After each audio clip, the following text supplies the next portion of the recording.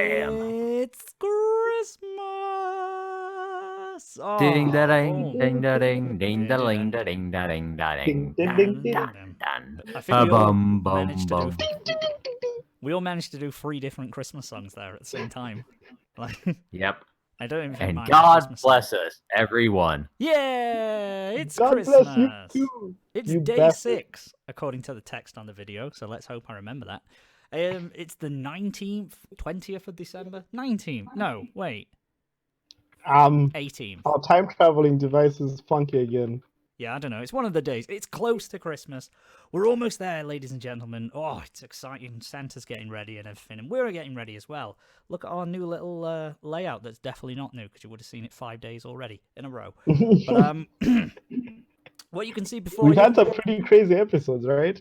Yeah, oh man, it's been absolutely mental. You know, I need this break after this. This Christmas holiday has been crazy so far, but nice and chilled one.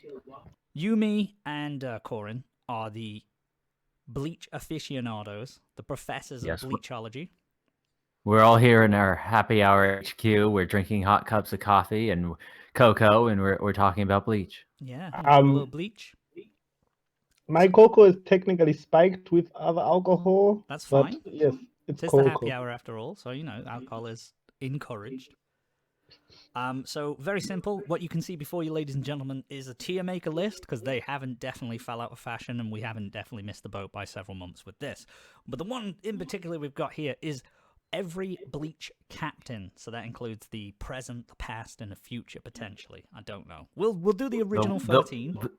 The once and future captains. Yeah.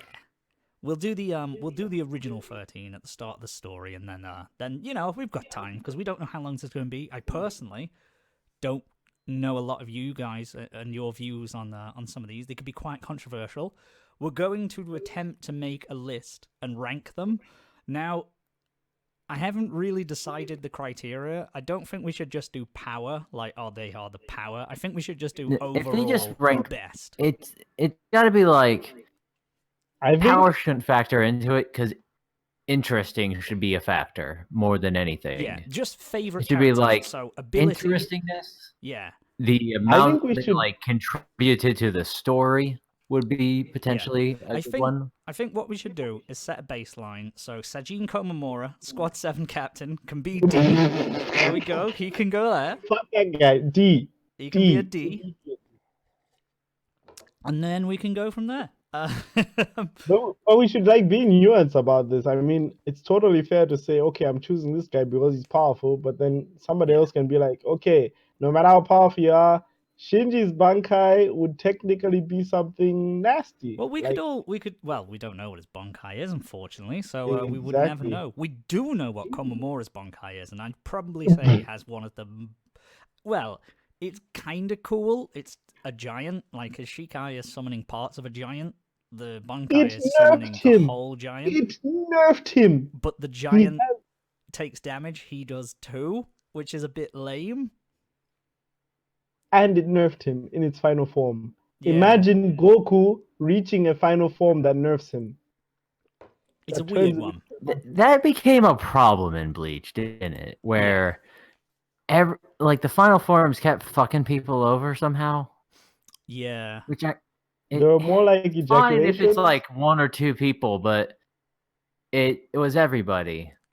Yeah, fuck guy. Fuck Komamura. He wasn't very interesting. He was a bit bland. He was a dog. He was a dog face. I wanted something more. I thought his initial design with the bucket on his head, that was cooler. And I was like, oh, he's just a dog thing. It was way cooler than just being a wolf man. It's like, it's just like, have him put it back on. Like, he kept the cool shoulder pads. Yeah, like he looked sick. I was like, this dude, like, he's gonna be this absolute fucking unit. When you see the initial captain lineup and it's him and Zaraki who just look like stand head and shoulders above everyone else, you're like, oh, he's gonna be cool, but not really. Although he did have a cool line. Do you know when he comes back and he's like, Arzon! In the on top of the thingy sacrifice thing? I forgot what it's called. The Sokyoku or whatever. Yeah. Yeah. But anyway, it was pretty good. Sajin Komamura.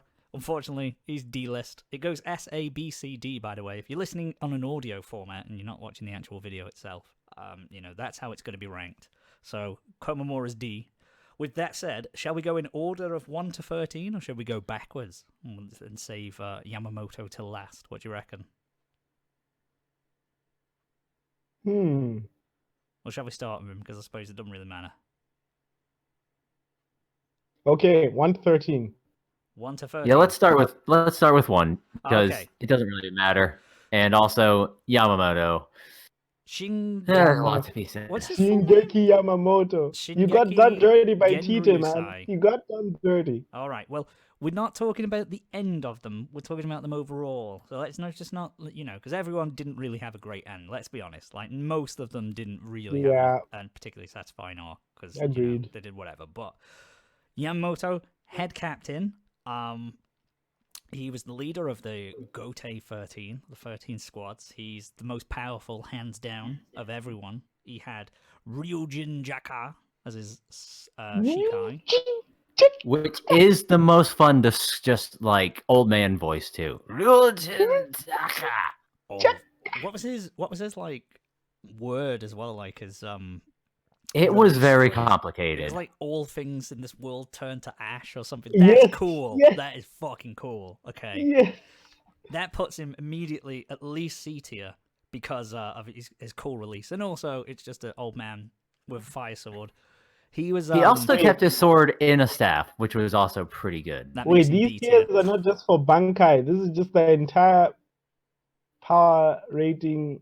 Shikai's. Oh wait, okay. We literally said about 5 minutes ago we're not rating them just on Bankais. We're rating them on everything. So character, personality, design, their sword powers. I'll eliminate. I don't think he can be an S class because he's super powerful and has cool abilities. However, his impact on the story. He never used them. Yeah, and he was kind of lame in the Eisen arc, the Aronkar arc. So he fights, was it Wunderweiss, his name, or whatever?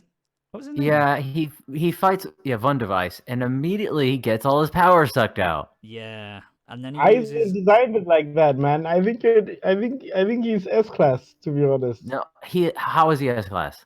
What sets him heads and shoulders? We can't just give everybody S class. Yeah, he's Bankai. Cool. He's Bankai made these supernatural beings experience heat. Yeah, that's like let's not talk about him facing the fake that took him out. Yeah. Okay, that was embarrassing. But he activates his Bankai, and Hitsugaya's ice is melting.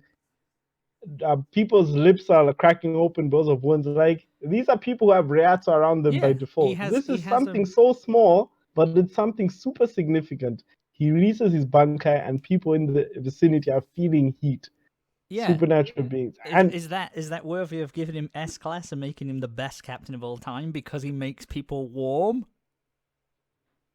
I mean, look, we can have 1, 2, maybe 3 S class in this whole thing. Keep that in mind. Yes, I have 2 just S dish class. him out. I'm not overdoing it. He got done dirty, but he stood up really well. His Bankai is he can resurrect the dead. Okay, so he had a cool Bankai. That's what's going for him. He had a cool design.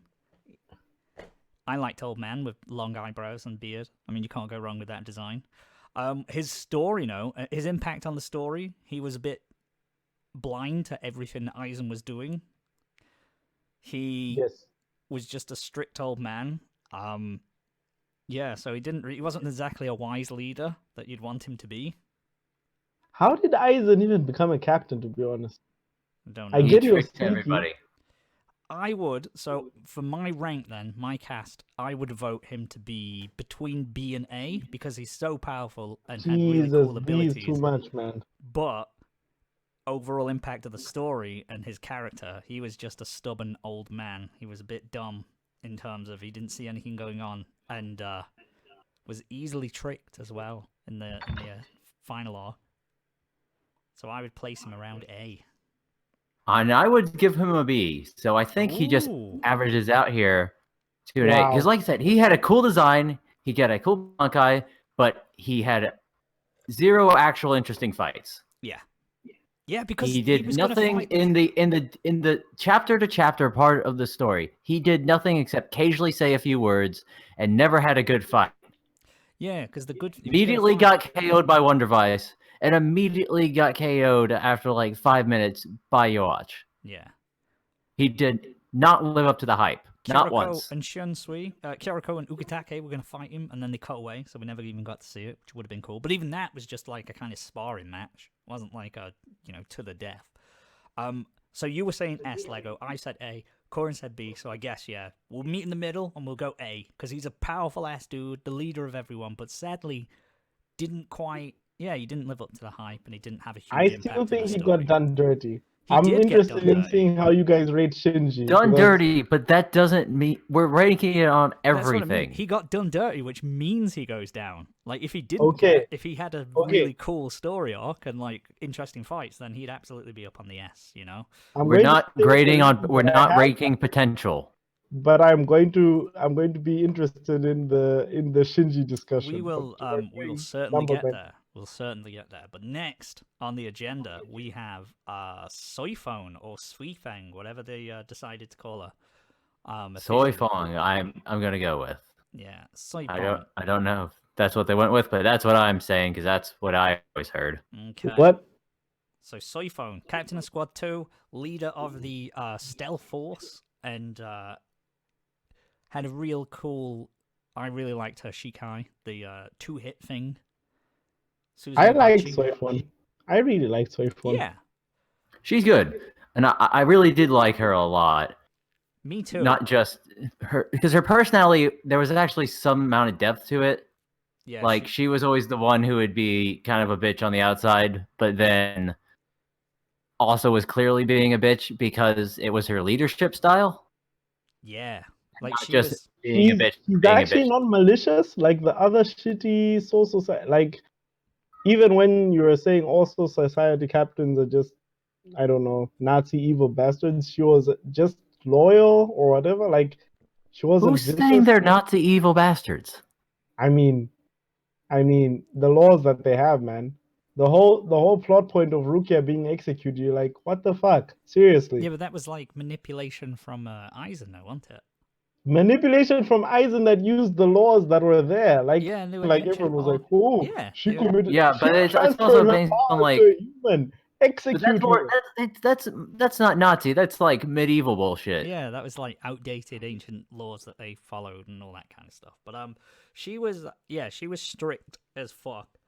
That's her personality, but deep down she felt abandoned and she showed vulnerability with Yorichi. I really enjoyed their fight. That's like the Tsundere. first thing you see with her. And obviously her just She's got a- breaking down. Real weird mother complex going on. Yeah. That's that Japanese kind of, wants to bang Yorichi. Love/respect thing going down. It's like an Oedipus complex in a weird way. Yeah. Okay, Like- burning question for Soifone. I need to know. Shikai, really cool. What were your guys' thoughts on her Bonkai? Okay, I have this theory, if you will, about the way a Zanpakuto and Bleach like how it should work and how it kind of has, because there's certainly precedent for these things. They don't always follow their own precedent, I will say, but generally, the Shikai does basically one cool thing. It has a different like form, and then it has a cool ability. That's basically what the Shikai is about. Yeah. Let me know if you disagree with any of this. Nope. I agree. But then the Bonkai does not invent new abilities. It's right? an extension of the It just evolution. takes the concept and cranks it up to 11. In which case, her Bonkai does that because the promise of her Shikai is a 2-hit kill. Her promise of her Bonkai is a 1-hit kill. No, That's the idea. the Bankai is a blast. It's a cannon. Yeah, It's a exactly. it's a missile. taking. Shikai is Yeah, it's like- a cruise missile, and I but the get Shikai that. is like death, like tag. You're it. It's like this. It's weird. Yeah, it's almost stealthy. What? It's Yeah, no, it's a I stealth. get what you mean. It's It's like a stealth, stealthy and weapon. That's true. It is that's stealth why- and it goes to a huge explosion thing. But But the actual promise of what this thing does, which is real quick death, 2-shot to 1-shot. That's Yeah. the whole idea. I liked because it played on her, and like she doesn't like using it because it's so flashy. Obviously, she's stealth. She's head of the stealth force and all that. She wants to do kills silently, quickly, cleanly, and this is just the antithesis of that. But they really played it well, and it. I mean, I didn't like it in the manga. I'll be honest. I wasn't a huge fan of the manga, but when you saw it animated, it was pretty epic, and I was like, do you know what? I kind of like that. That's pretty cool. I liked her character. I enjoyed pretty much every fight that Soifone was in. Actually, the two major ones is Baragon, which I really like that concept. And then again, I liked it a lot more when who's it was there? Hachi. Do you know when he's using the Kido against him? So Yeah. yeah. I mean, he's the one who ultimately kills Baragon. Yeah. It was still a fun fight. Like I liked that Umeda was there. I liked the relationship. Oh man, I'd love to rank the Vizards. Well, maybe we could. Maybe we could do a follow up on that one day. Maybe next Christmas. But you guys are right. Soifone really got some really fun fights. Yeah. Her dialogue too.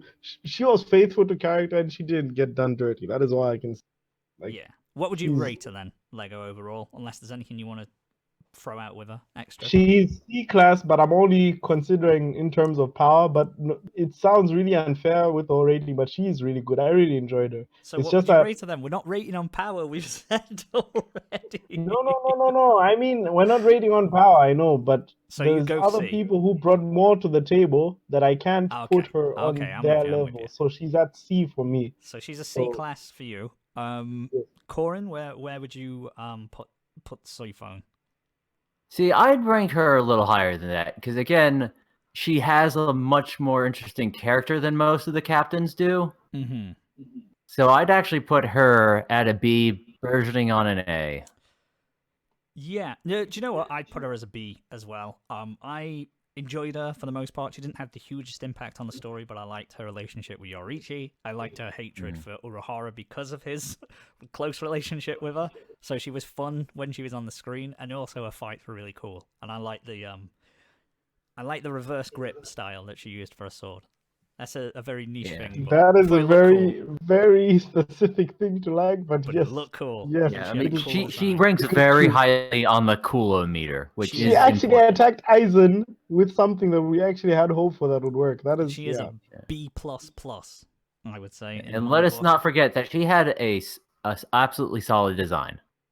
Yeah, and when she throws because I love the captain's outfit, the Hayorai, but when she takes that off and she's got the little ninja clothes under, she looks cool as fuck. So yeah, B+, I'm saying.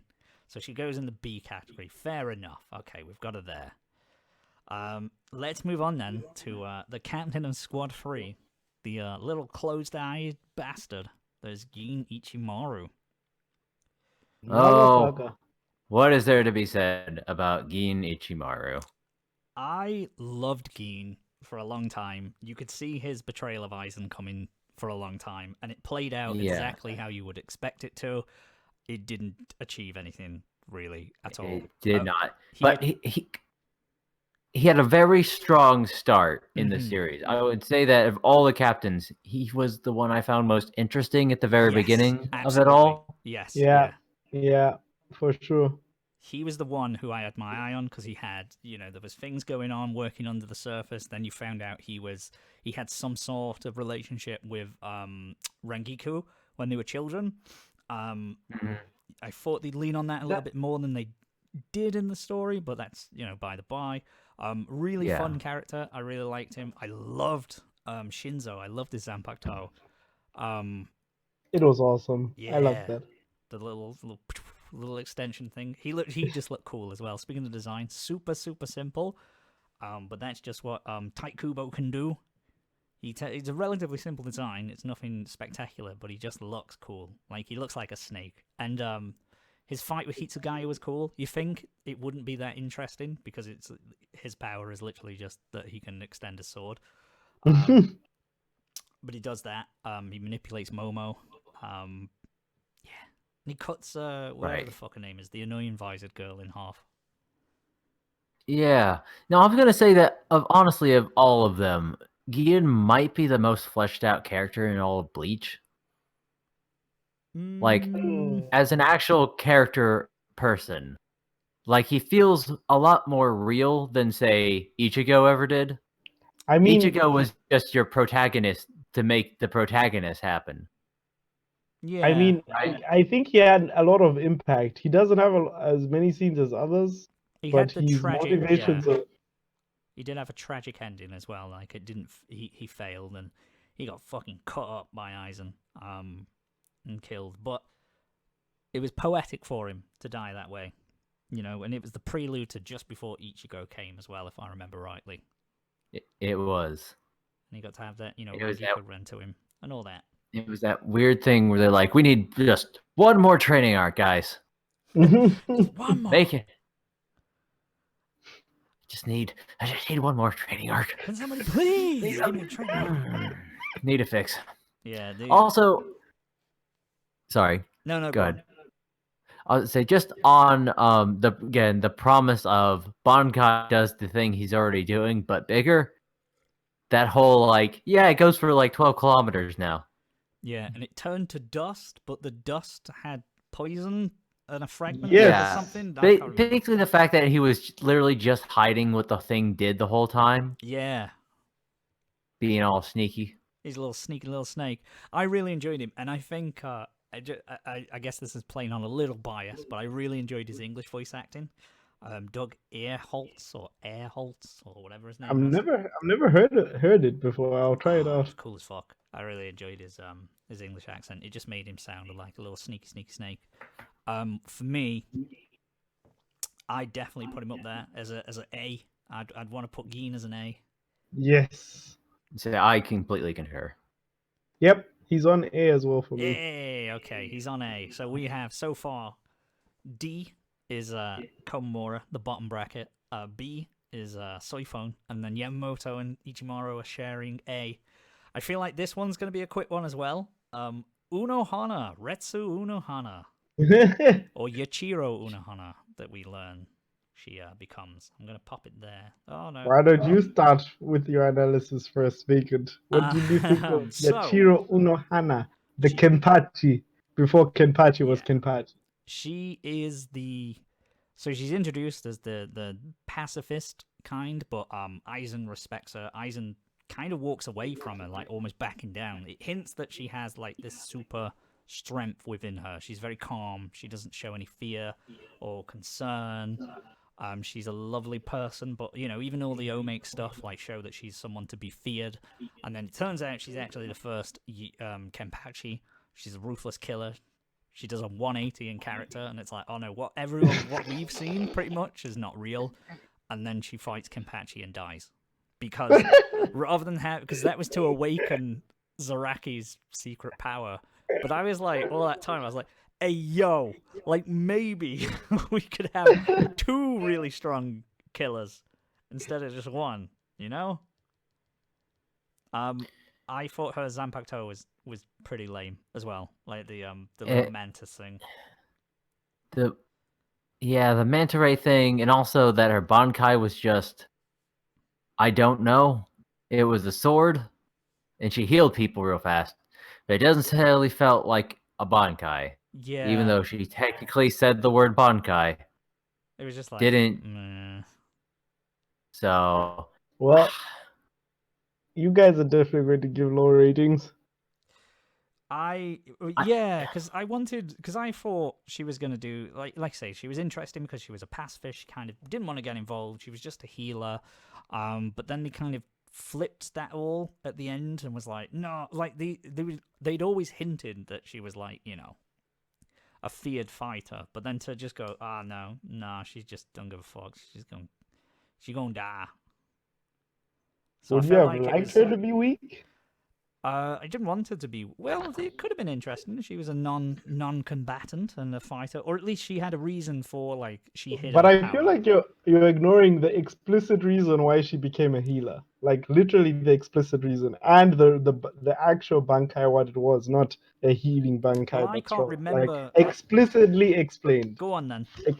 You explicitly explain it because I cannot remember her Bankai too She's well. she's a Kenpachi. She was a murderer who was like fighting people for fun, and she took it as an excuse.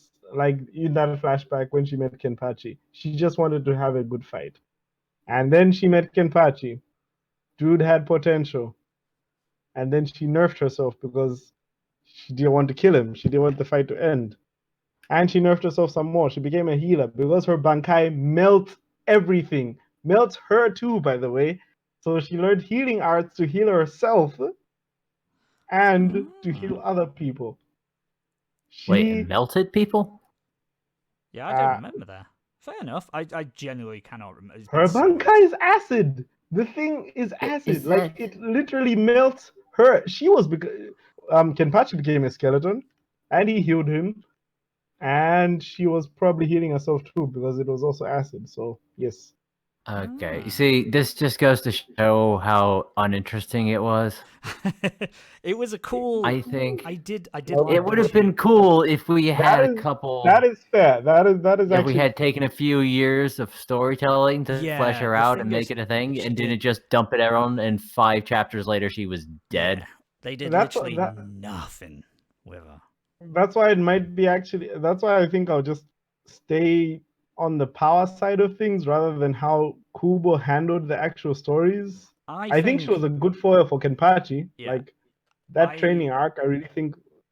yeah. If I'm looking for positives, but I think he yeah, didn't know what to do with her, so he did that, and then it was just like, okay, now let's get rid of her, because yeah, I'm out of ideas. I don't really want her in the story.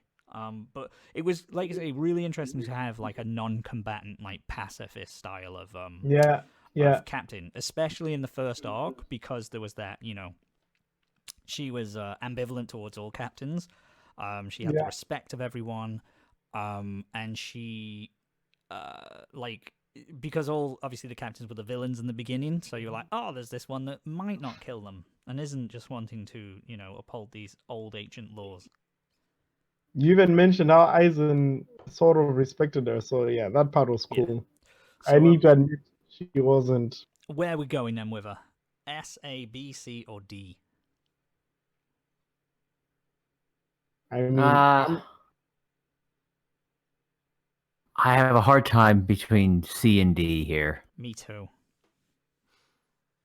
Because I'm going to say she's probably a C. She's because she had some like solid like a place in the story for a long time, Mm-hmm. but then trying to make her the original Kenpachi kind of just threw it for a loop it didn't need. Yeah. I think I'm leaning more towards D because I'm comparing it to Komamura. I was like, well, at least Komamura, he had one cool fight. Like he had a couple actually. What are you going for, Lego? So we got one vote for C, one vote for D. Yeah, don't trust my skill anymore because I am at A for. You want A? Because I think, yeah, I'm at A. Her Bankai was amazing. I think the turning the joke into, whoa, she was a serious problem is amazing. Her Shikai and Bankai also being like a twist on the whole thing of, okay, this Zanpakuto just reacts to my Reiatsu and it does something. Like she trained herself and she made her Shika and Bankai a bit meet her needs or whatever. Mm-hmm. And she trained Kenpachi and it became awesome. Okay. And it wasn't a ship. It just ended. The dude killed the girl and it ended and it was awesome. And I think story wise and power wise, she was really good. And her interactions with Ichigo. Just the running through the, what do you call that? Between when you're traveling Dangai. between Hueco Mundo, like when she was traveling behind him and healing him, it's like that whole she is a captain who has been around for a while, and she's like, That was the thing, because in the flashback they were like, yeah, she's been a captain, I think, longer than Ukitake and Shunsui, but they never did anything She with was that. literally one of the original captains. Yeah. Yes. Like right there alongside Genryusai. Unfortunately, Genryusai aged like a prune, and she didn't. That's anime. Females stay nice and young. The guys get old.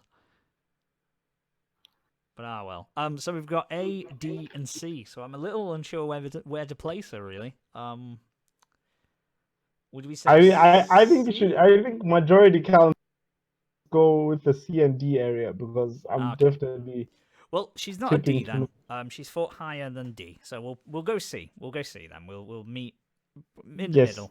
She'll be a C+. We should probably reserve to write to once we're done with all of this to maybe make some adjustments. Yeah, definitely. It's one of them. Next then we've got the big bad Sosuke Aizen, Mr. Sosuke. Fuck. I keep on forgetting what squad he was. He was Squad 5. Sosuke Aizen. He took over from Shinji.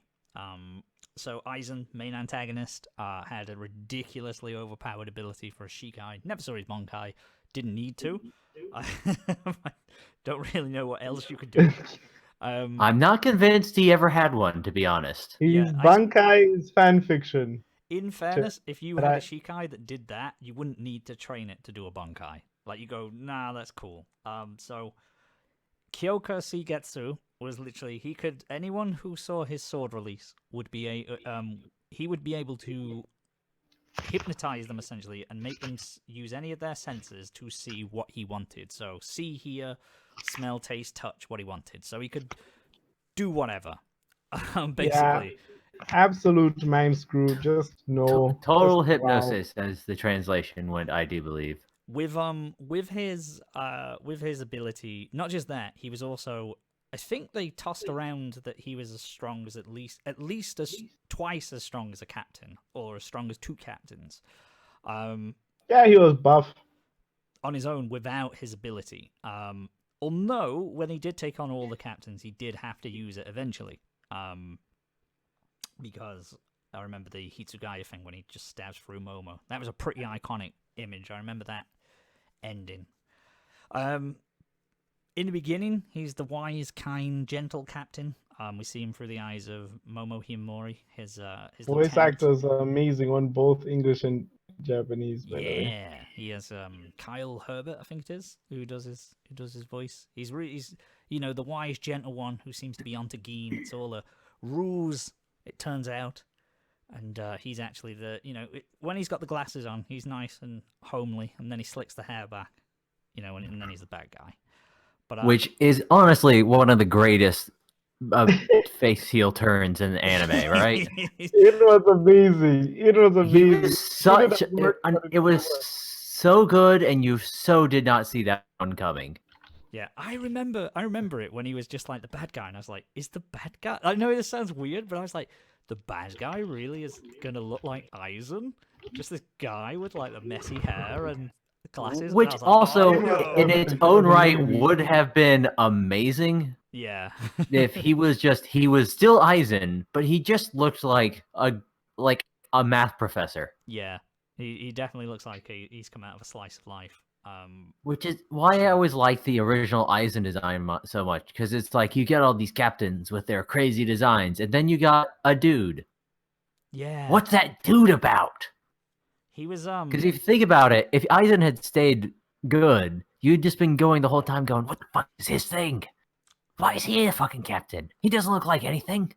His absolute highlight for me is, I mean, it's not an unpopular opinion, I think everyone says, but the highlight for Aizen is when he first turns, and he's on the hill, and he retrieves the Hogyoku from Rukia, and just like how effortlessly he just dispatches of Renji, and he still looks the same, and he's got the calm demeanor, but the words he's saying, and it's. What's one of the phrases? It was like, it's hard for an elephant not to step on ants and crush them and stuff like that. And it's like, oh, this guy's cool as fuck. I'll say also the fact that we just see the whole Ichigo Byakuya fight, in which they go toe to toe basically. Yeah. And of course, yada yada yada, power creep, yada yada yada. That doesn't make any sense in retrospect. Yada yada yada. But after Ichigo is basically just, as far as we know, has gone super powerful, is at the top of his game. The show could end right now. We didn't know any better. then Aizen comes over and just like stops him with a goddamn finger. Oh yeah, he's running up, and they've got number one, like that song, like if you want to see some action, and that's all ramping up, and then he just stops it, and the music just cuts like, and he stops it with a finger, his blade, and then just cuts through him, and just That casually was a remarks. very embarrassing moment, and it was big. It was just boom. This guy ain't no one to play with. Aizen was a little confusing, like the whole, oh, we want Orihime for the Hogyoku to speed up its awakening. Oh, no, not really. That was a ruse, because he knew captains would go after her, therefore he could separate people, and he also knows about this, and he knows about the fake Karakura, and all that sort The of stuff. plan definitely spiraled. And then it was like, oh, but he wants to create the Oaken, and he wants to kill God, but he wants to replace God, sorry, but they never really say why, but he's also invincible because he's got the Hogyoku inside him, so he was totally OP as a bad guy. I've seen smart characters done before that you're convinced that they're really smart and they're planning everything, but he was just like, yeah, he was Joa Bach diluted, I guess. He's just a god, basically. Everything but is you perfect. also might say that Yuha Bach was a diluted Aizen because he wasn't half as interesting. No, Aizen was yes. was super. I really enjoyed Aizen. He was very, very cool. What have I done here? Sorry. Hello. Thought I'd click something. We just had a weird slowdown. It honestly happened in Bloodborne too, because I'm currently co-oping, so it's okay. That might have been on me. Slow-mo. We went slow motion, but yeah, Aizen then. So where are we? What are you guys putting him at? I'm gonna put him in an S because he single-handedly drugged the interest of the story along for so long. Mm-hmm. He had a cool-ass reveal. You didn't see it coming. His power, yes, OP, but like the fact that we never had to resort to, and now his Bankai. Yeah. He was... kind of, it puts it in the cool camp for me. Yeah. Do you know what? If I look exclusively as his time as a captain, I will say S all the way because he was super interesting. You were invested in what was happening. He had a lot going on. His demeanor and stuff, and just the reveal was cool, and his ability was confusing as hell at first, but you know it was good, and he had a massive impact on the story because obviously he was the main antagonist. Yeah. So I would agree. S. I'll go S. S here too. S. S. Yeah. Okay, we'll go S. We'll go S with Aizen. There we go then. He's topping it. Okay, moving on to Byakuya Kuchiki. Dum. Captain of Squad 6, brother of Rukia. What are we thinking about this guy? He was one of the main captains. Him, Hitsugaya, Kenpachi, Mayuri, always in the thick of it, I would say. And also like the first real antagonist of the series. Yeah. Because like the entire Soul Society arc, Aizen's not the big bad. He's not the big bad until the end. I mean, he is, but we don't know that. Yeah. We know there's some sort of crazy conspiracy going on. Challenge. But for the longest time, we're pretty sure it's Byakuya driving the whole thing. Yeah. You're right, because Byakuya is always like the big boss that Ichigo is working up to, and he's the first one we see. He's the leader of Renji, he's related to Rukia, so all of that arc's leading and pointing towards him. After that, we learn a lot about him. His motives for why he did it, and then his U-turn are a bit... he follows rules. But then you have to do that when it comes to, oh, I'm a bad guy, and then it's like, oh no, wait, no, I'm not. I'm good now. Like that always kind of happens in anime where it's like, oh no, actually, it was because of this, and I've seen the error of my ways, and now I'm going to be. And it is a moment of personal growth for him too. Yeah, where he's like, I have to like follow the rules. I am trained to follow the rules. I have a whole family history thing. You know, I have to be the Platonic idea of the captain. But then suddenly, like, his whole universe is getting turned around on him. So he's like, you know what? Maybe being a captain kind of sucks. And I got to make my own decisions once in a while. It does. So, like, his main, like, moment of, like, growing comes pretty early on in the series. Yeah. But it does come. I want to say his is the first Shikai of the captains that gets revealed as well. Well, technically, I think he's the first. Well, I guess Renji beat him by a few chapters, but he's practically the first Shikai in the series. yes. I think we see actually tell I think Gin uses his at the beginning, but you don't really like it's not made a big deal. Yeah, he just pushes them out of the gate. Yeah. So that's there. But then I think we see him pretty quickly after that, because I know he knocks Ichigo off the bridge. Yeah, that's when he uses that it, whole he uses thing it on Ganju. Well, Ichigo shows up. Yeah, but Ichigo rescues them after he does it, and you're like, so what is this? Oh my god, his blade turned into petals and little tiny blades, and he's just fucking eviscerated and he introduced this guy. the whole concept of Shunpo too. That was amazing. Like, that is why Shunpo is so ingrained in our brains, because it was like the first Shunpo that we ever saw was that Ichigo getting stabbed very quickly. I'll say, honestly, Byakuya kind of set a tone for the generic flash step in anime for a long time. Yeah. Yeah, he'd do one strike at the front, one at the back. He had relationships. His It had a martial arts move. It was a martial arts move at the time. It became it always became a martial art move. In a way, you stab the soul cutter chain, the soul. Wait, the what? Yeah, I know what you mean. It's like the soul sleep and soul chain or something. I know some bollocks. Some shit happened. He was the aloof, hard, bad guy. He wasn't threatening anyone. Like, he wasn't a loudmouth. He was just there. He was dangerous.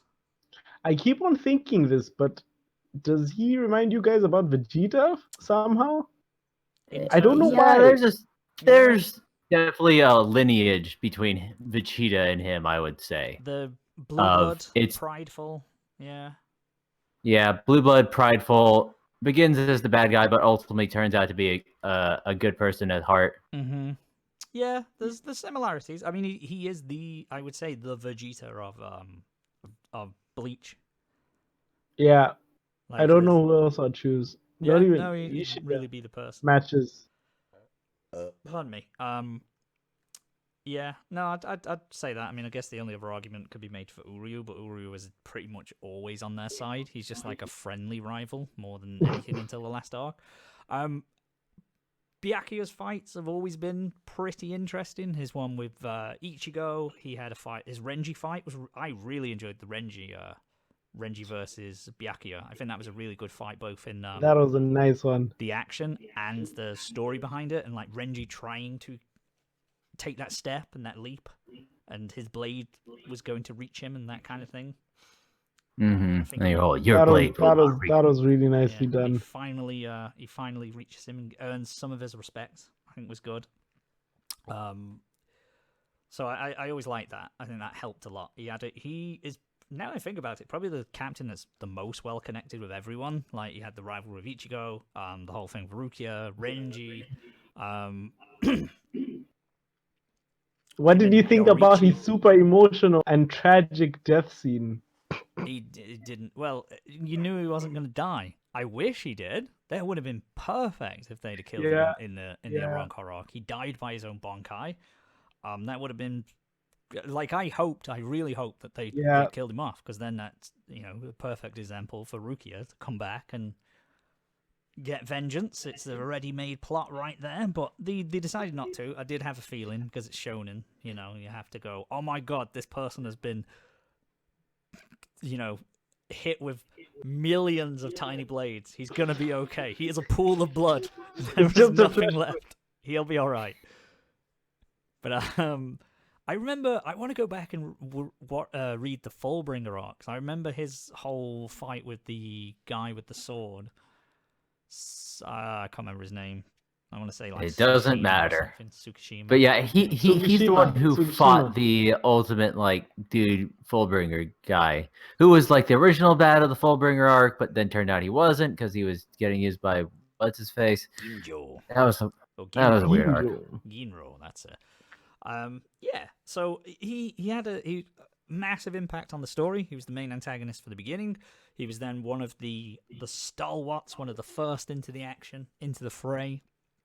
We knew he was kind of our window into learning about Shikais. I mean, Renji was as well, but the first of the captains, first of the Captain Bonkais we saw, I think. Was not. No, I don't think he was. But we learned because we like the Bonkais kind of all started dropping at once. Okay, we did so learn it's hard about. to recall. I think I'm getting that mixed up. I think the reason I think that is because the reason Bonkais were spoken about is because it was a power that Ichigo needed for a chance to beat Byakuya. Like they were like the reason he's a captain is because he has Bonkai. Only really captains have Bonkais, and that he's amazing powers, and he has one, and you won't stand a chance. So you need to do this. So that's why I think that. So overall, any additional input for Byakuya, or are you guys ready to take the vote? I mean, I just want to say very positive in general, like story wise. Even after I wish he died as well, but even though he was alive during the times when he shouldn't have been, he was okay as well. It was pretty cool seeing how he could master his Shikai to a level where it was super dangerous, and that was. Yeah, and I'm also pretty forgiving of anything that happened in the last arc. I'm still account for it, obviously, but like nobody looked good in that last arc. Yeah. So it's telling that probably the person who had the best outcome of that arc was what's his face, Komamura, because he lost, he came back, he did the thing, and he became a dog. So he beat his opponent and done. he finished. Yeah. But so I'm ready to give our ranking. Dum. Go for it. Byakuya is my one and only other S class. Really? Okay. Seriously, so S? Nice. I can't of any of the ones that remain. I don't think anyone else could rank up to a full-on S besides him. Okay. So we're going S for Coryn. What are you going for then, Lego? Well, he's a high A definitely, but I need to reserve S for other people. But yeah, he's awesome. Okay. A, high A, so A plus. I agree with you, Lego. I would go A as well, like A to A plus, because I think story-wise, character-wise, he's one of the most fleshed out. He has one of the biggest parts in the story. But I don't know. There's something that I was just like his Shikai and Bonkai. I was like, I enjoy them, but he kind of was always the same sort of person. He's the strong guy who's reserved and calm. And there was ones that I enjoyed more overall and held. I wish if he had something nasty where he freaked out Aizen or scarred Aizen, or if he like really stomped an opponent like really badly without he was a growing character, and growing characters are awesome. He had a lot of back and forth even though he was noble, but I wish his nobility showed in one moment where he was like, no, I'm strong, I'm sorry, but I think he was one of the favorites of Kubo, so I think he got protected. He should have fell in that Aizen thing. Instead, he's just there fighting Yami with Zaraki. I'm like, fuck you. But I'd go A. So I guess we've got S, 2 A's. So we're going A plus, A plus plus. He's almost cracking that bracket. Almost cracking it. All right. Well, we can stick him back at an S or an A rather. We'll give him A. We'll give him A. He's in good company. He's with Yamamoto and Ichimaru there. Okay. This next one would be my S. This would be my S that I would put out there. This is Shunsui Kyoraku, Captain of Squad 8. Tom. So we're skipping Squad 7. We did Komamura already. We banged him on D. Wait, why did we start? What the fuck happened here? Because we needed a baseline, and you put the worst one on to get him out of the way. Okay. Do you want to go back to him? Do you want to revise it, or? I'm always starting to want to. I have some thoughts that we're gonna at the end of this. We'll talk. Okay. We're leaving that then for the moment. Shunsui Kyoriko. So he is one of the oldest captains, along with Ukitake. That's his thing. He's a close relationship with him. He ends the story as head captain. He takes over from Yamamoto. He is referred to, or it's hinted as, that he's the strongest captain, although in Bleach, it means literally nothing. I think everyone is pretty much has a turn as the strongest captain, but in the Arrancar arc, Stark susses out that he's the strongest of the captains at that time. But again, that's very malleable and doesn't mean very much in Bleach. But he did become Captain Commander, so he does, yeah. He does. He's kind of the obvious choice out of the two. I think only really Ukitake or him could take it, and he's more because at that point it's like, okay, so the oldest two captains remaining, one's gonna die soon. Yeah. So it's gonna be Kyoriko. His input in the story, he's one of the ones who goes against Yamamoto, kind of more because Ukitake does know, I think, because Rukia is part of his squad. Ukitake's like, I am not having this shit, and ropes in his friend. He fights Chad. It's a very interesting fight. That's back when, Uryu and Chad and Orihime and people could hang with Soul Reapers. And he's just drinking sake. He just wants a drink with him. Was awesome. It's a really interesting fight. I like that one. I like his relationship with his general. He's just a sleazy womanizer kind of guy. He's very flamboyant, wears a little hat. I loved his design. He stood out to me immediately. He has the two swords. He uses two Zanpakutos, and they go into... I forgot his like Kyotetsu something. I can't remember his Shikai. But it doesn't matter. It's two swords. The shadow and the... Yeah. So it's quite a wordy one. Yeah, his Zanpakuto is basically has the ability to play children's games or make children's games real, so like classic kids, like Japanese kids school games. So there's like the stepping on the shadow thing, if you can come out of shadows. So it was very creative. I really liked his Shikai. It's probably, out of all of the captains, probably my favorite because I found it the most creative. And it kind of fit his personality, and like he said, how they're... Because everyone thought his abilities were like wind-related before his Shikai got released. I know in some of the games, if you buy like the early games before like the Arrancar arc happened, he's using wind powers, and Ukitake is using lightning and water powers because of their sword releases. Like the words and the phrasing in their sword releases talk about the wind, and his talks about like the sea and stuff and storms. So people took that from it, but so maybe that was initially intended. Who knows? But I think it's hard. I mean, Kubo had a long time to change his mind. Yeah, he did. There was a few years in between, but I fucking loved his Shikai. I really, really thought that was one of the best in the entire story. I loved that fight. The Stark one. Yeah. Or Chad. Yeah, the one against Stark. That guy was also a very cool Arrancar, so it was a fun fight. I was going to say it helped massively that Stark was an interesting character as well. Because that was probably my favorite out of the Karakura battles, is having them fight with Stark. His little... Is it Lily or whatever her name was? Yeah. His little accomplice as well, which was actually... And both of them were similar, but... Not quite. They were good. I like that fight. It was really, really good. And then his Bankai revealed in the final arc. I mean, he gets beaten by an old man with a gun who shoots his eye out, and then he has an eye patch, and then he fights someone else. I hated that. How did he get shot? Yeah, it was a bit dumb. I mean, he's got reishi guns. That's absolutely fine if he's fighting someone, and he got. In fairness to Shunsui, if memory serves me right, he senses Yamato dying, and that sort of distracts him. Like he senses him dying. Okay, that I understand, because I'm like, okay, I get an eye injury, but come on, man. He kind of looks. If I remember rightly, he kind of looks and he's all shocked and shit, and like gets shot in the eye and he goes down.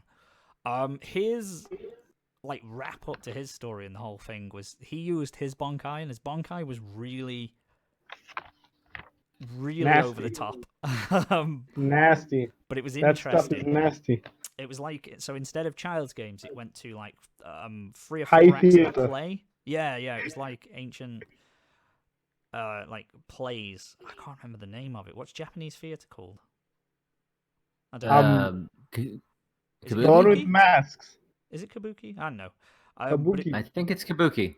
Kabuki theater, right? Yeah. I'm gonna go with that. So his Bankai was like based around that. So like the 3 acts, and it was like telling a story, which is really unusual for Bankais. But I guess it follows on kids games, theater, like that. It sort of works. It's an evolution of it, right? Yeah. Again, it's the evolution to the nth degree. Katen Kyokutsu, that's what it was called. I knew it was something. Yeah. What are your guys' thoughts on him? On Shunsui? I really liked him. I think I like him less as a captain commander.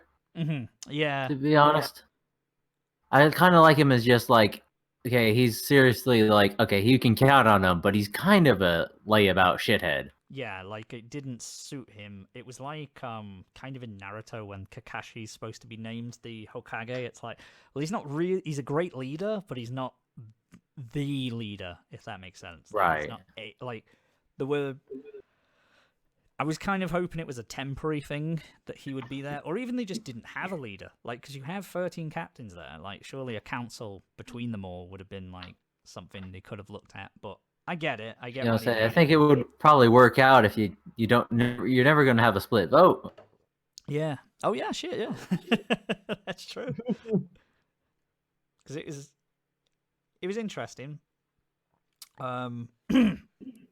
But yeah, I preferred him as captain of Squad 8 than the captain commander. I saw it as him like carrying Yamamoto's legacy, I suppose, and like carrying that on because he was kind of like a father to him and Ukitake. Yeah. He survived. He had his fight. He did his obligatory fight. At that point, it was just, yeah, he's having a fight. Okay, cool. That's his thing. Then there was something with his lieutenant was, I can't remember. She did something and now had some. Yeah, they had a weird thing with, it wasn't her Zanpakuto, it was her family Zanpakuto, and they all shared. And maybe she died. I don't remember. I forgot about that. I don't know. Yeah, I can't remember. I think she was alive still, and then Lisa was captain of Squad 8 afterwards. I think maybe, possibly. I don't know. The story gets a bit sketchy there. We're a bit faded, but certainly in the first arc, I found him super intriguing. I couldn't wait to see him in battle. They cut away from us. They denied us the Yamamoto one, but we did get to see him in all his glory against Stark, and it was cool. And he had a bit of a cool, little mix-up with Aizen. He almost hit him in the back. He crept out from behind him. I like that little part that he had. So, but he had to get a one-liner in before he stabbed him, and that was the problem. He was cool. Yeah. Oh yeah, I really liked his character. He was one of my favorite. He probably is my favorite Wait, captain. how did Aizen defend against him again? He had a little shield at the back of his neck, like a Kido spell, that he put there before because he'd expected someone to attack from the shadows. I believe. Of course he did. Of course he it's did. Just an example. Naturally. Yeah, he was always prepared, so he made a little shield there, just large enough to catch his sword. But yeah, I would bang him as S. I think I'm being biased because he is my favorite captain out of them all. I understand your bias here, to be honest. But I understand from how the story ends and sort of his final battle is a little bit of an anticlimax. So if he sneaks back down the ranks, I'd still put him in S. I'd go S. What about you guys? I have a complicated idea about this that you might not agree with. Go for it. So, yes, he's very cool. Yes, he has a great Shikai. Yes, he has a really cool fight with Stark. But how much does he actually affect the story the rest of the time? Because he's in it like a little, honestly, right? Yeah. He shows up, he looks cool, but he's not really a mover and a shaker. I suppose the biggest thing that he does is him and Ukitake are the guys who will go against, like, they go against the orders and they want to actively stop the execution. Hitsugaya is on that same fort, but it's more not about stopping the execution. He's more about investigating what's happening. Like, I guess he's investigating Aizen's murder more, and he suspects there's something weird about this execution, but he's not actively stopping it. Whereas those two do. Although in actual practice, it's like you say, more ukitake, and it's more they show up conveniently at the last minute, and so they don't really, it's already Ichigo's prevented it. They're just like, oh, we'll stop it. There you go. No, we've done it, even though they would have been too late anyway. It's weird.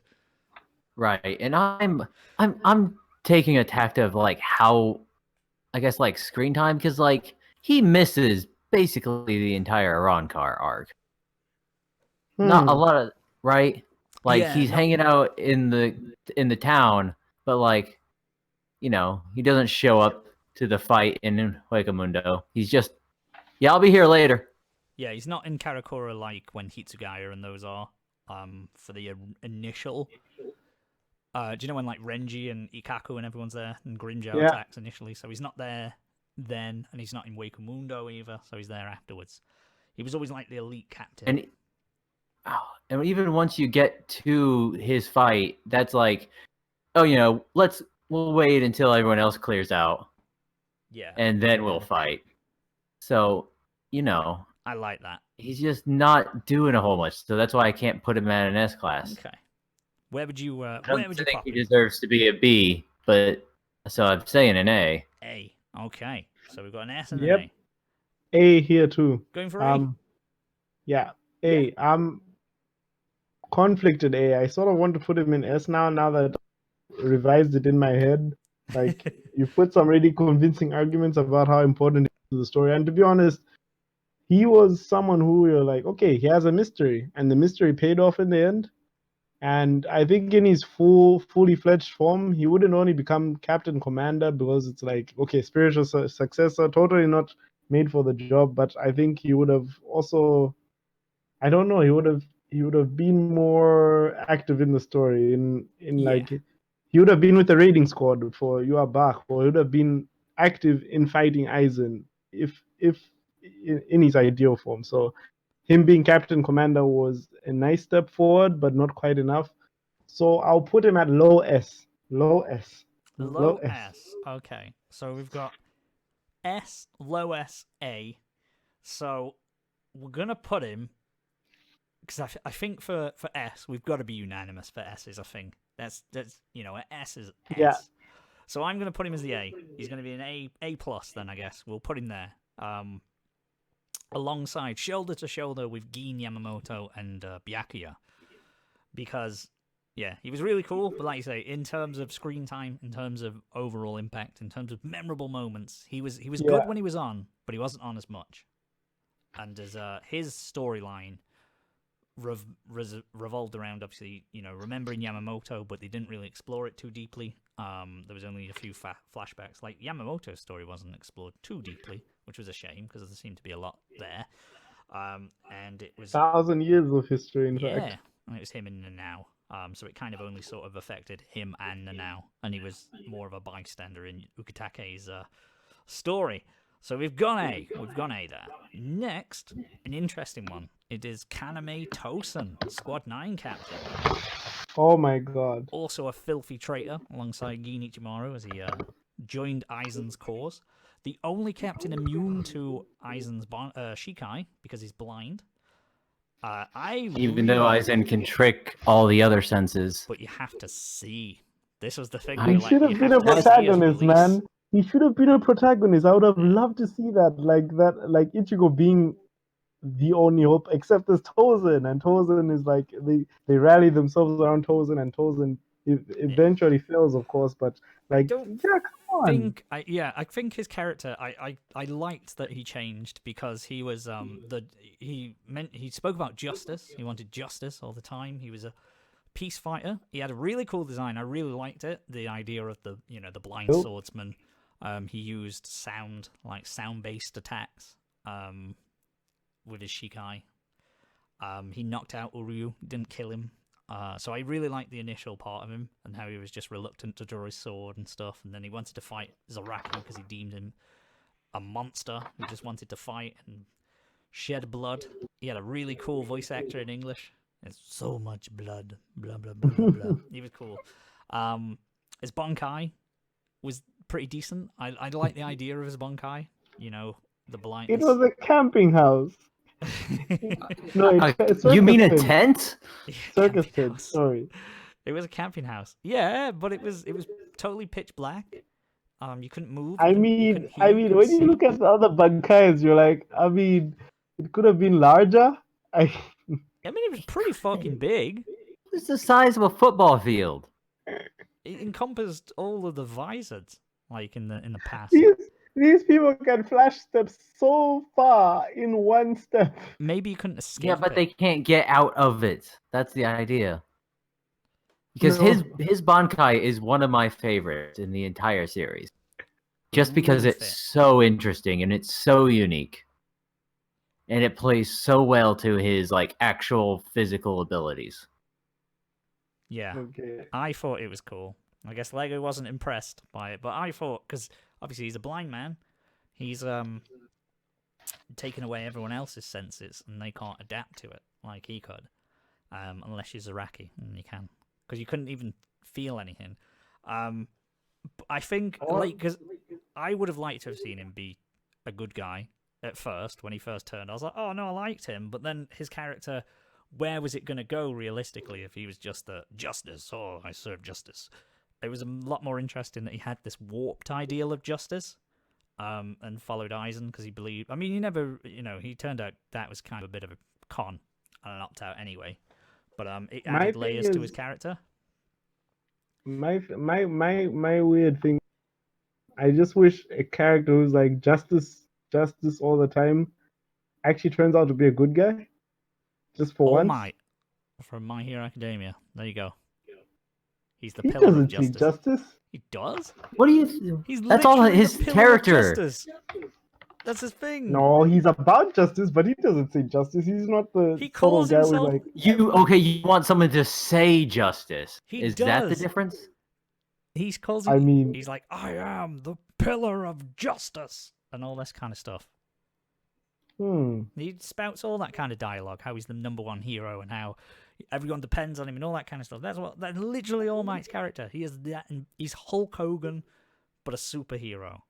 You know, he's gonna teach all the little heroes to do anything. But anyway, that's not Tosin. Tosin's quite the opposite. He turns out, I liked his probably out of all of them, I really, really liked his demise. I think I preferred his much to Gein's.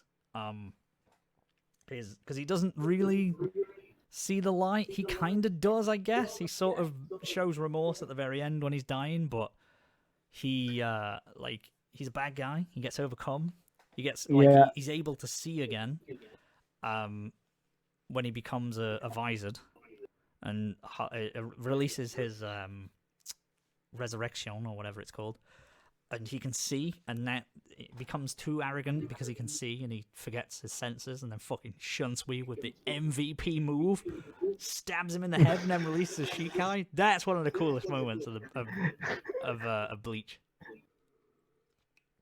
He fucking jumps on his head and releases his fucking scythe things. That was metal. I love that one. I mean, that killed him. Yeah. His relationship with Komamura was interesting. Yeah, I liked him. He was like the assassin character who would just swing his sword first, ask questions later, once he became like Aizen's lackey. So he was very subservient to him. But he was cool. I enjoyed Tosin. I thought he was a really good character overall. And I liked the conclusion to his arc. I feel a little bad about it, but I want to say he's a B. Yeah. Mostly because I really like him. I don't think he did a lot of cool things, but I also think he was maybe a little underserved. He was probably the captain who got the shit kicked out of him the most. Like, I remember he got battered a lot. Oh, no, I mean, Wolfman got the shit beat out of him more than anyone else. Komamura. Yeah, maybe. That's why they're I best mean, friends. his whole thing, he was a joke. His whole thing was he shows up to get the shit beat out of him. That's true. He does get done in. Yeah. I would probably put him as B because I really liked his design, his Shikai, his powers, his abilities, his dialogue, his character. But yeah, I think B's right for him because I don't think he had a massive impact on the story. He had a nice little arc, a very satisfying arc. And yeah, no, I think that's a good point. I'd go for B as well. What about you, Lego? I'm putting him at a C. I think that it's amazing. He's one of the few people I get to cosplay, I guess. He is the only black captain, that's true. But his Bankai should have been Shinji like, in my opinion. It should have just directly. We don't see Shinji's Bankai. Oh, well, not being Bankai, but Shikai. Like, his Bankai should have been better than Shikai that directly affected someone on the spot. Well, I was not impressed. We don't really with know it. what the fuck his Shikai was. We saw it do one thing and one thing We only. know exactly what the fuck his Shikai was because Aizen countered it by explaining it in a dialogue, and Shinji explained it all the time. And the 2 times that he did, he got messed up. Yeah, First Aizen's time- Bankai? No, he never First did time his because Bankai. Aizen was overpowered. Second time because Explosion Girl had Whose explosions. Bankai are we talking about now? I was Not talking about Bankai. Tosen's Shikai. Shikai. Shikai, yes. Shinji's Shikai was more menacing than Tozen's Bankai, which was also a sense-based ability. Yeah, but I was not yeah, impressed. never mind.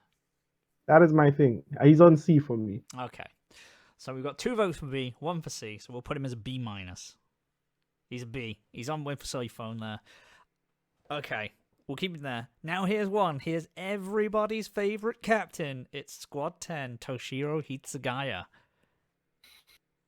Consistently ranked high in the polls for popularity. People loved him because of his little design, his little ice powers. He had a flashy Bankai, flashy Shikai. I mean, if you've got to go with an ice person, Hitsugai is not a bad design and story. Yeah, he was cool, and like I say, this was the cool one that Kubo put him in, and because he got really popular, he was always front and center of the action.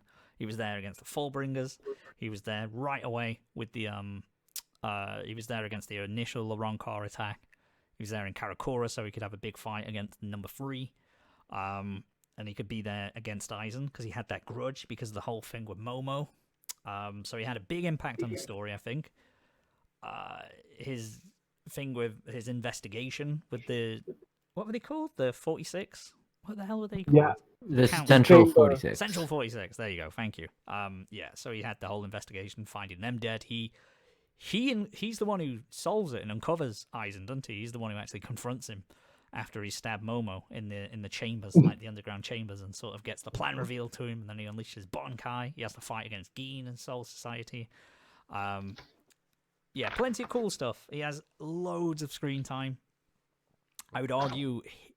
I'm not sure, actually. Him or... Would you say him, Byakuya, or Zaraki have the most screen time out of them?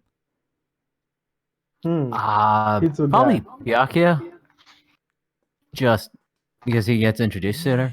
Yeah. It'd be really interesting to find out, actually, who does what. I have no way how to calculate it, but... Well, we also don't see Hitsugaya much during the Iran car. Well, I guess he is there before in the real world. It's hard to say. It's got to be close. Although that's a bit late. He doesn't do much. He has a cool fight against the Green Jail's like mates. His mates. I don't know. I can't remember what they're called. His pals, his best buds, his drinking buddies. He has a fight against one of them, and then obviously they unleash the limiter thing. And then there's the little fight against Loopy, which he doesn't. It's kind of a bit meh. It sure does happen. That's Urahara show, that one. That's Urahara who kicks ass in that one. It is. So he doesn't really shine there. And then he has the fight against Halibal, which is fine. I think Barragan and the Stark fights are much more memorable. But then you obviously get the little bit, there's, like I say, the iconic image of when he thinks he's stabbed Aizen from behind, because they've all worked together and used the powers. But it turns out he stabbed Momo. That's pretty cool, and he was going to lose his shit.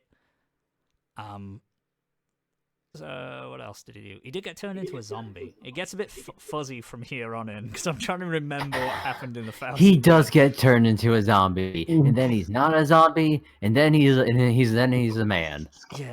Yeah, Yeah, he grows up. Oh God, I can't remember now. I don't actually remember where he ends up. Like, what's his final move? Like, I think he just comes around. I don't know if he gets a final fight with anyone. I'm sure he does. I don't He's too know. popular He to does not because he has the whole thing. He's like, have his what bonfires happens when mature. my flowers go out? No one's ever asked what happens when the flower goes out. Oh, yeah. And we're all going like, we're pretty sure you told us it just ends the Bankai. Yeah. It's like, well, I think you've already Somebody told want us. to roll the tape. But yeah, thoughts on Hitsugaya, guys? He's very icy and cold, so he fits the theme of winter. Hitsugaya shines early on.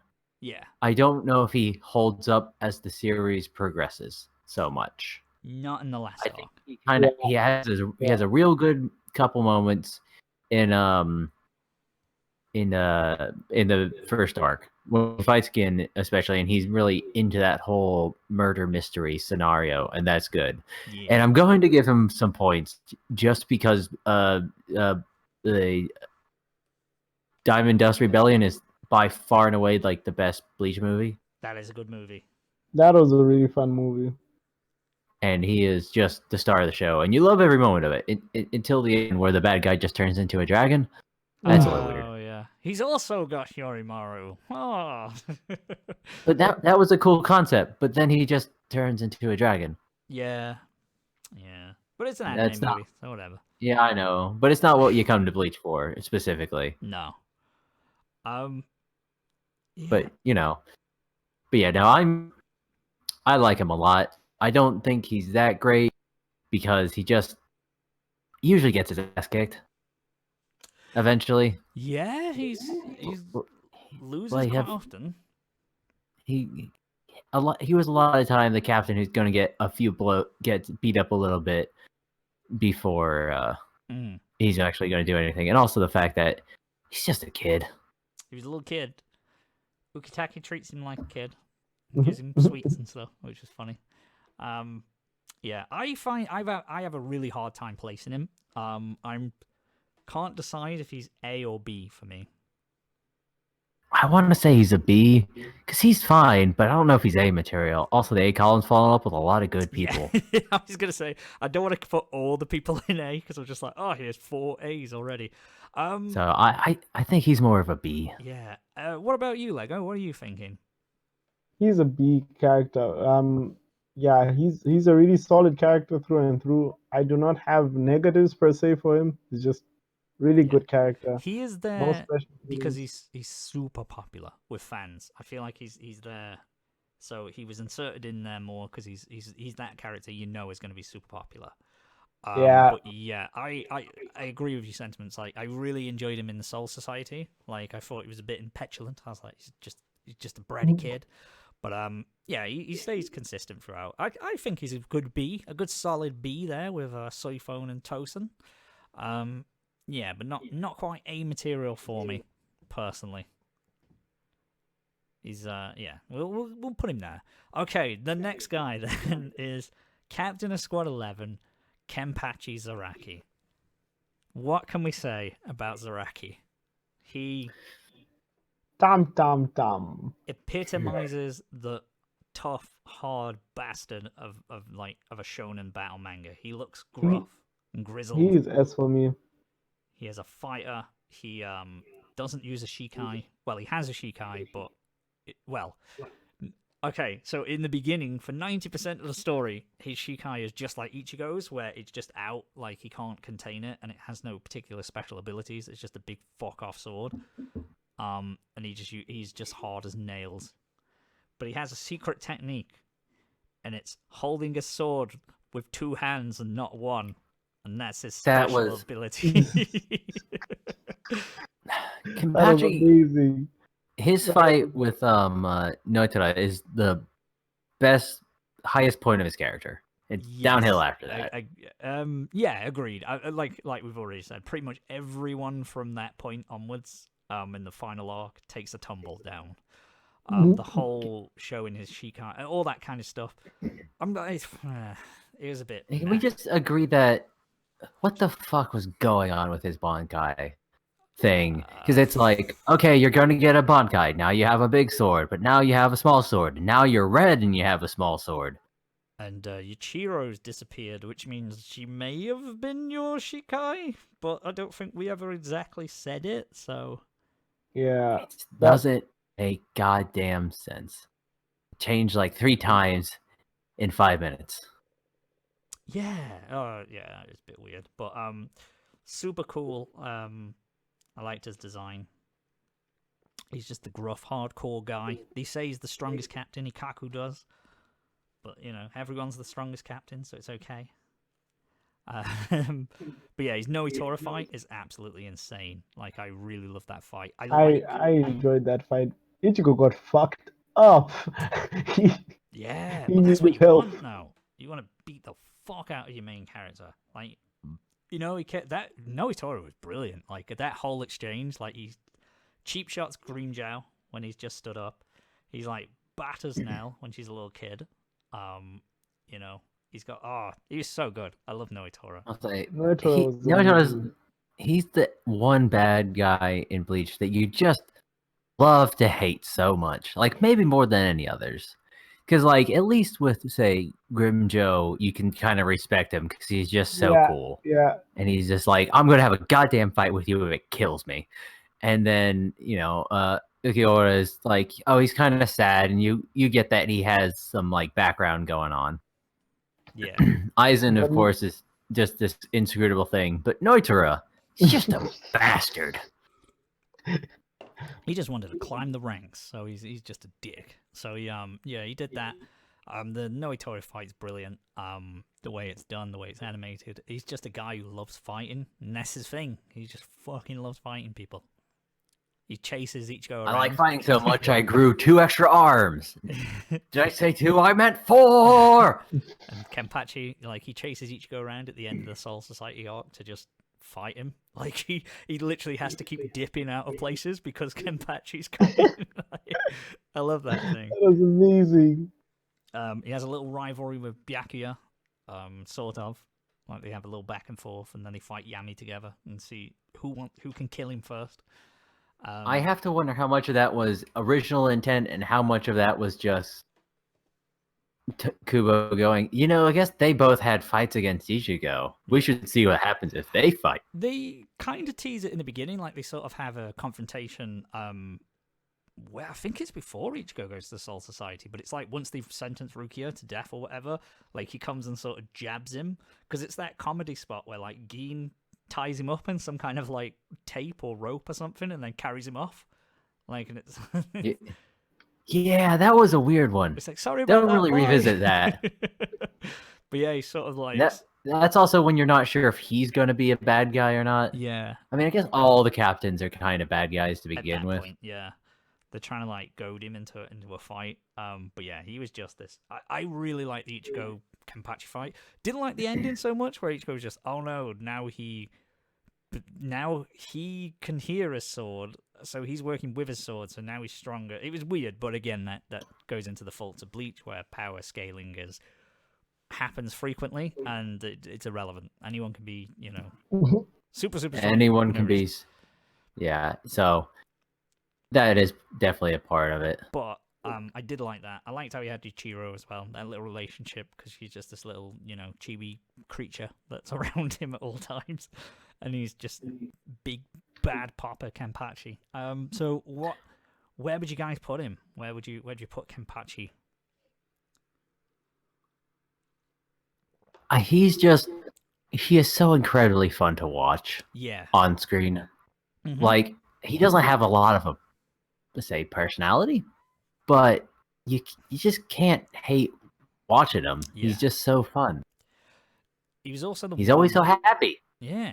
He's getting to fight. He's the one as well. Like, they very deliberately never brought him into contact with Aizen, like, because everyone wanted that. But there's only one way it can go. He can't kill Aizen, so you just can't do it.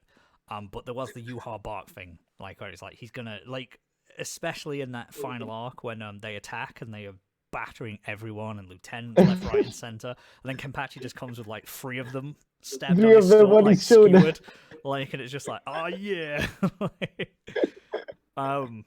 So I love that. For me, do you know what? I would have never put him as S until we've started talking, but I feel like I kind of want to put him in an S, like A to S for Kenpachi. Yeah, I think y'all convinced me too that he could go into an S. That's weird. Because again, it's not that he's like the most interesting, but he's just so fun. He's always worth a watch, and I didn't have any hesitation to him. Yes, and I think if I ever got into A, it would be because like they started putting more. Do you call it magic or spiritual stuff? Like when he started developing his toe, that's what was taking away from him. His Because Reishi. Yeah. Core Kenpachi is his chipped sword, him being a strong badass, and Yeah. I would have loved any explanation to say like, nope, he has no Shikai, no Bankai, he's just an animal, and he's this strong. And yes, I would have been okay with that, even though it was important character development. Nope, Kenpachi, yeah, strong. Just for the Yes. I'm gonna do kendo thing. That would there you go. He's on S. If you'd asked Yeah, me before, that's like just so goddamn stupid. It but was so hilarious. goddamn Like good. it wasn't even that I'm using my non-dominant hand. Nope. No, it's straight up him just going, "Hey, did you know that if you swing your sword with two hands, it's actually a lot stronger?" And Naruto just going, yeah, everyone knows that. Yeah. And he's like, I don't. "Everybody." I think he just goes, I don't think you understand how strong I mean, and then just annihilates him. The thing is, the reason why he did it was death was boring. It was like, this fight is fun, but dying would be boring. Yeah, I want to find some more. I'd put him as S. Okay, he's an S. He's an S for us. He's an S. Okay, now we've got the captain of Squad 12, Mayuri Koratsuchi. An asshole, a major asshole, but a very interesting one, I think. A super interesting captain. His fight with... So he's introduced, he's sort of, he wants to... So he's introducing the captain's meeting. He basically says that Gein's a liar, like talking about stuff. When he says he didn't realize that he'd let them live, like Ichigo and them.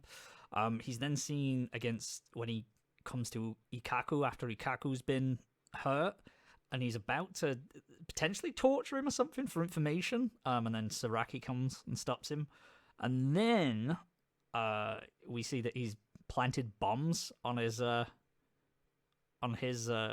members, on his own troops. Yeah. Not even like the lowest ranking squad members, like one of the seats, I think. Yeah, I think one of them was, and then he's like, Captain.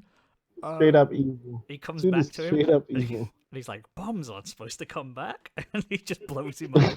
So he was He had a probably flashback even. Yeah, he was the most psychotic or the most evil like he was naturally like an evil bastard. Like he's probably the most. The reason we evil out thought of them all. Soul Society was evil. It's just like nope.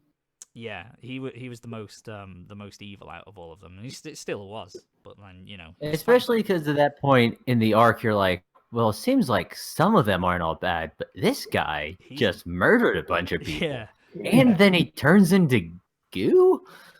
Yeah, he wants to catch Uryu because Uryu is a Quincy, and he literally like experimented to like really quite hurt. Now you think about it, like he Mendeled his grandfather. Yeah, he captured Uryu's grandfather, who was his teacher and mentor, and like, dissected him. Yeah, and had pictures of them on hand, which was weird, but I suppose.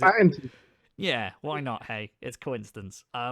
So he's a really manic bastard. His Zanpakuto was interesting because he had the paralysis thing, but the whole poison thing, paralysis, baby. Didn't block the pain receptors, so he could paralyze you.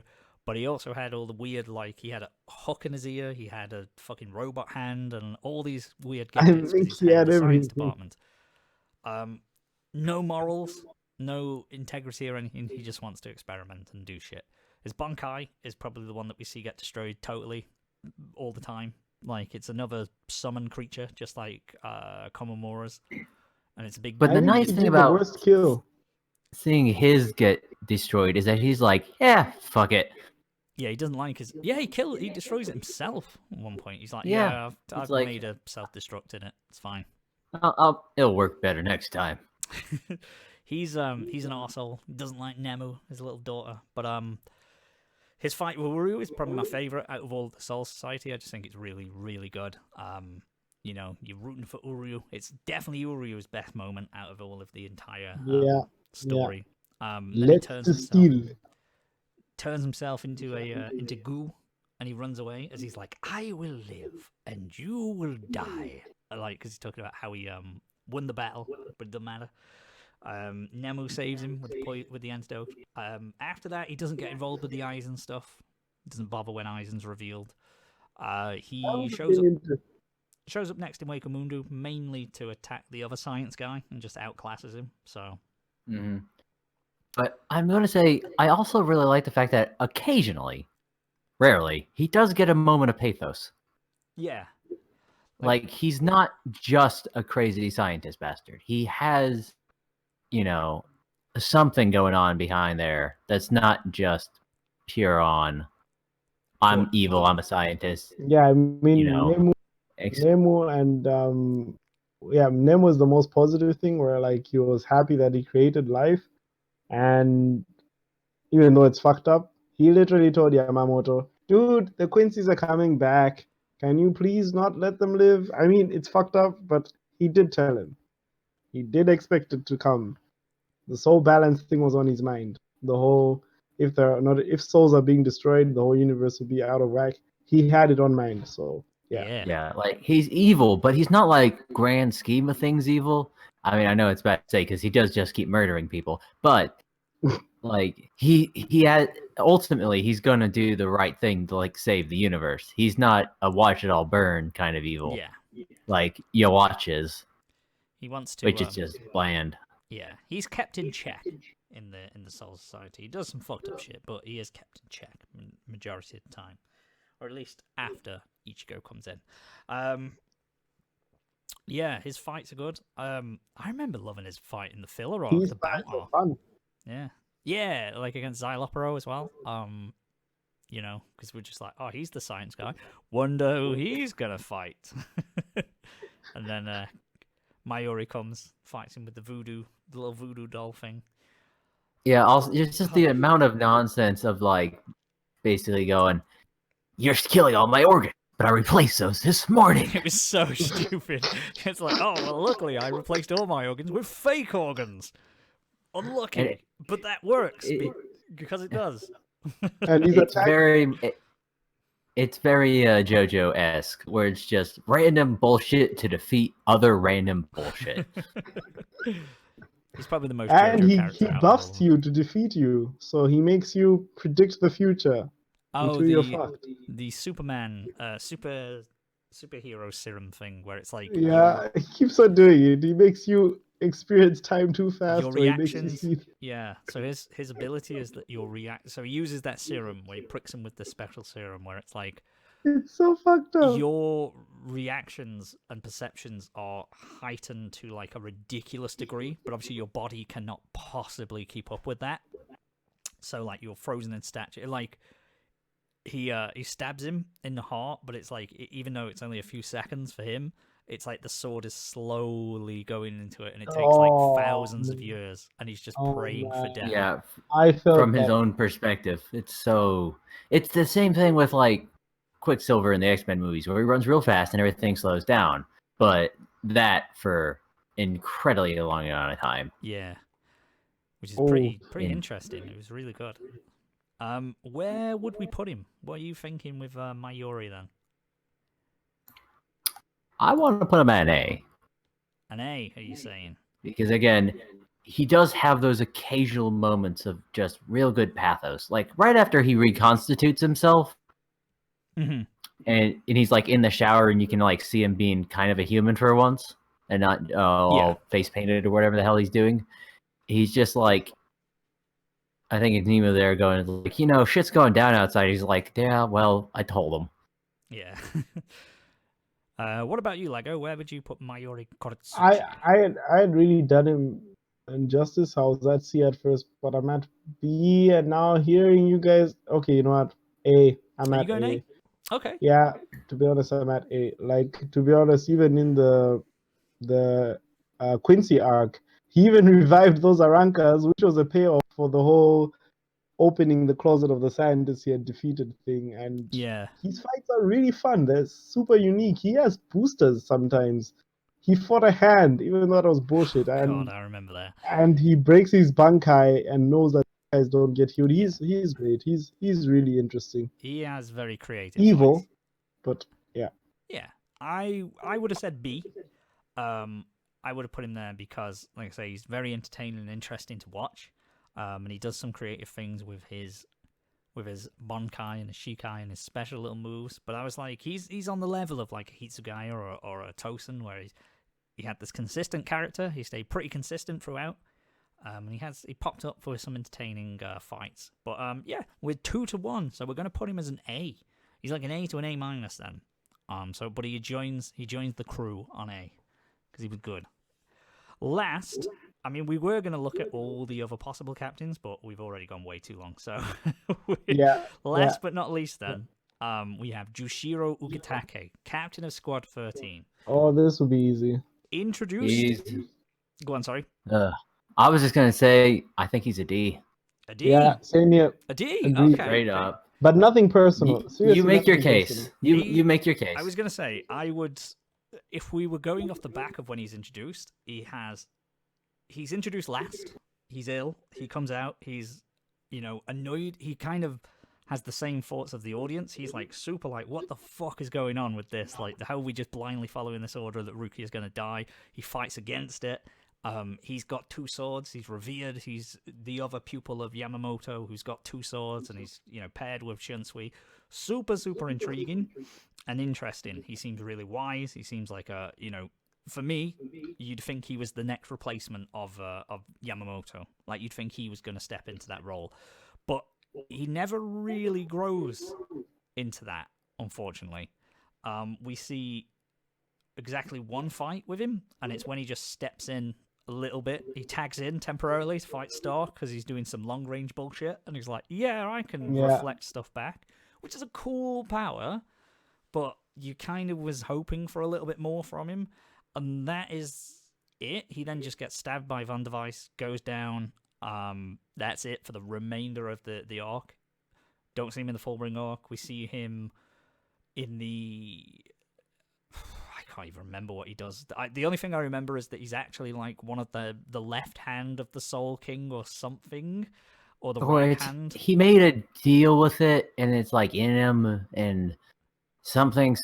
He stopped things moving for like 5 minutes. Yeah. So super disappointing. So his start for me was S tier. He's super intriguing. I want to know more about him, and he tumbles down the ranks, unfortunately. So I would have put him as a C. But we're gonna go D because unfortunately, he's really cool. I really like him. It's nothing personal, but they messed up. I wish he was an info dump. I wish he had literally said at the beginning, "I have a part of the what's the name of the god in this universe? Soul King in me." I wish he had had a huge info dump. I didn't mind it being a last minute reveal because it's kind of okay, whatever. There's some bullshit. It staved off his illness and all that kind of stuff, but.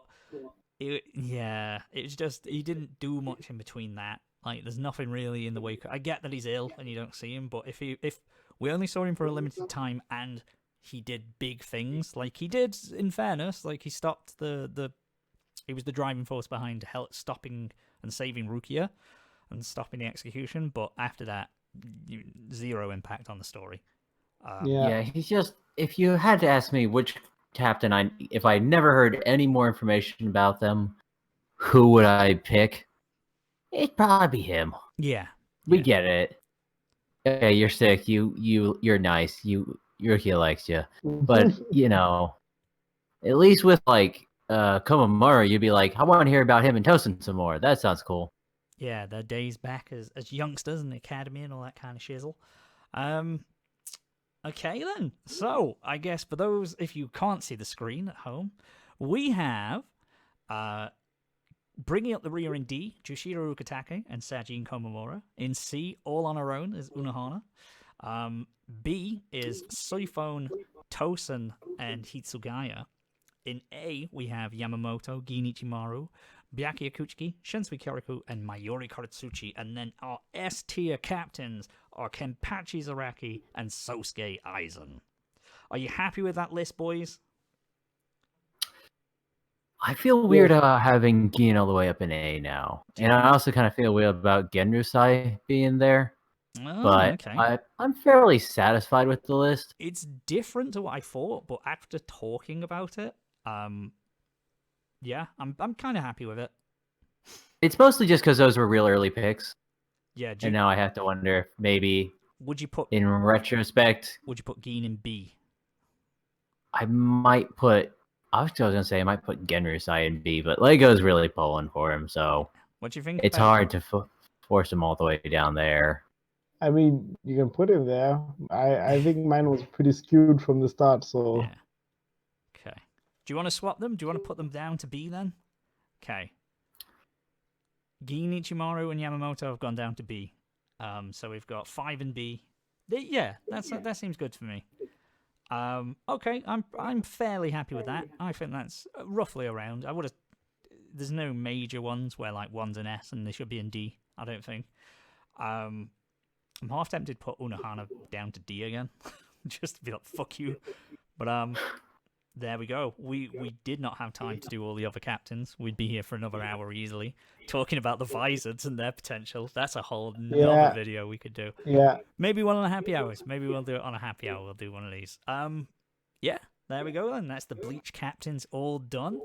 That's another day of Christmas.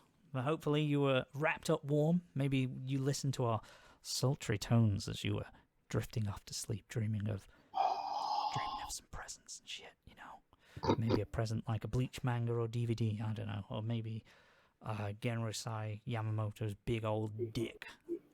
Or maybe not. God. Or maybe you're a furry and you're into Komamura. Who knows? Maybe that's the waifu tier would be the next one we do. But tune in next time. Make a waifu tier. Yeah, Lego will want to do the waifu one. We've already done the episode, maybe. Tune in next time. We'll be doing something else, which is tomorrow. We have a very special little episode coming your way in the 12 Days of Christmas. But thank you for listening, everybody. Merry Christmas. What do you guys want to say before we head on out?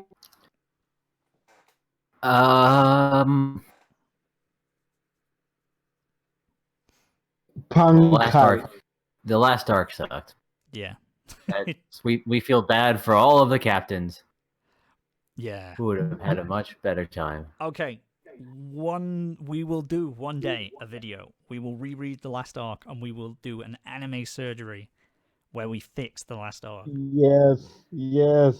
I need to hear you. We'll do that. 2020, we're doing it, okay? It's going to happen. Right. Take care, guys. All we want for Christmas is you to listen to this episode and all the other ones. Bye, everyone. Bye. Love you. Bye. This Coke was tasty, by the way. Oh, I love this. Oh, mulled cider, candy canes, all that.